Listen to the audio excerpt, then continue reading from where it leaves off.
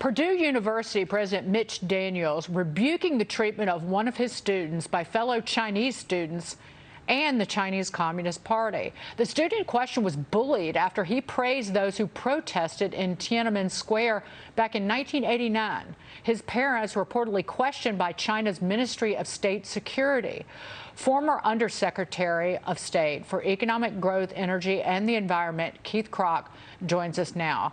Keith, it's an outrage that one individual in the United States would be bullied for this, but good on Mitch Daniels for standing up for freedom of speech and expression on U.S. soil. By the way, absolutely, Dagan. Good on Mitch Daniels. You know, he is one of the top leaders. The Wall Street Journal calls him the most innovative university president in America. And by the way, this is going on. It's pervasive all around college campuses. That's why when I was Undersecretary of State, I actually sent a letter to all the university governing boards talking about this type of thing. And by the way, I did it because I was actually chairman of the board of trustees at Purdue, and I didn't know about this before I entered government. I didn't know about their intellectual property theft, all those Confucius centers, those kind of things. And you know what this shows is great courage from Mitch. He's one of the few university presidents that will speak out on this. And you know, one of the things that he said was that, you know, those seeking to deny those rights, let alone collude with foreign governments in repressing them, need to pursue their education elsewhere. So he took a hard stand. He also said that if they find out who did this, it's going to be appropriate disciplinary action. And anybody who reports students who talk about freedom of expression back to their home countries will be sanctioned. It raises the issue, Keith, of how much more of this goes on. Because I'm sure it's not one isolated incident of a Chinese student speaking up for freedom and then being the target of the CCP or communist sympathizers, however you want to characterize it. How prevalent is this in, on campuses? You know, what we were able to see, it's literally almost on every campus. And that's one of the reasons why you know, I wrote that note to ban, for example, those Confucius centers, those kind of things. And, Mitch didn't find out about this until he read the article in the paper. That's how suppressed this whole thing is. And, it's everywhere. Ironically, I'm going back to Purdue this weekend. I'm going to give the commencement address at their winter graduation.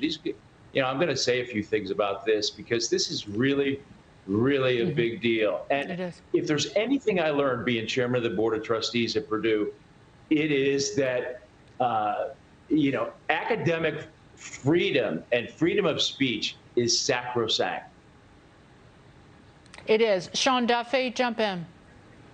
Yeah, hey, Keith, my concern with this is that China has these policies without any concern for pushback or retribution from this country, right? So again, you have students that are doing the work of the Communist Party for students that might speak out in America. My wife was at a speech, and one of the communist exchange students came to talk to her after and tell her his opinions because he didn't want to say it publicly in case someone else heard him say it, right?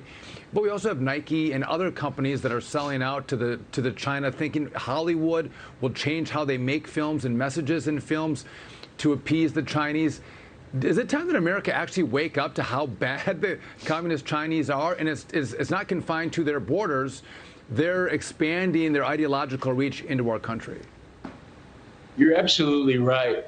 And it's pervasive. I mean, if you think about it, if corporate responsibility, social responsibility, for example, why are we still financing genocide? And why are asset managers who talk a good game about protecting human rights fail to comply with human rights frameworks, particularly when it comes to Xinjiang? And by the way, why hasn't the ESG community spoken out about enforcing those standards when it comes to the human rights abuses and the genocides in Xinjiang? you know, I've been going to the World Economic Forum for 20 years. And I just wrote a op-ed in Newsweek on this. And I looked all over their website. Not a word was said about human rights abuses or the genocide in Xinjiang. And it's supposed to be the preeminent gathering for global social responsibility for governments and corporations everywhere. And their mission is to uphold the highest standards of governance. So, you know, I think, though, the world is beginning to wake up a little bit to what I call the Communist Party's 3 C's doctrine of concealment, co-option, and coercion. Before we go, I had a really interesting interaction with a man who was driving an Uber recently. He had all of this information on the back of the seats where you could see, the passengers could read it, and it was just opposition to the Chinese Communist Party. And it was encouraging people to read up on the atrocities committed by the party. It said something like, if you want to prevent another coronavirus pandemic, you will pay attention to what the CCP is doing. And I asked him, and I said, are you from China? He said, yes, but I can't go back. I was persecuted there. And I said, Yeah. well, I'm glad that you feel that you can share your story here and that you're taking advantage of those freedoms that we hold so dear, that, you know, that are anathema to the Chinese Communist Party.